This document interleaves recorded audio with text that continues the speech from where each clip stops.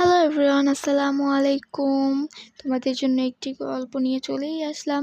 তো চলো বেশি কথা না বলে গল্পটি শুরু করি। আমার নাম মারিয়া।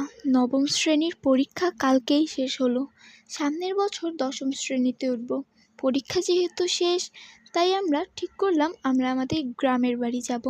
তো কিছুদিন পর আমরা সবাই রওনা দিলাম আমাদের নানা বাড়ির উদ্দেশ্যে। 5 ঘন্টা জার্নির পর আমরা আমাদের নানা বাড়ি পৌঁছে গেলাম। নানা নানির সাথে কথা বলে রুমে চলে গেলাম। 4 থেকে 5 দিন হয়ে গেল আমরা নানা বাড়ি এসেছি, কিন্তু কোথাও এখনও যাইনি। তাই আমরা ভাবলাম আমরা সবাই আমার আম্মুর দাদা বাড়ি যাব। যেমন ভাবনা তেমন কাজ। এরপর আমরা সবাই ব্যাগ গুছিয়ে আমরা সবাই আম্মুর দাদা বাড়ির উদ্দেশ্যে রওনা দিলাম।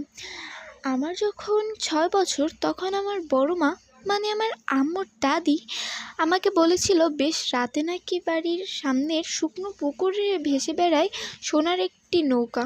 খানিকক্ষণ পরে তা হাওয়ায় মিলিয়ে যায়, মনে হয় যেন চোখের দেখা।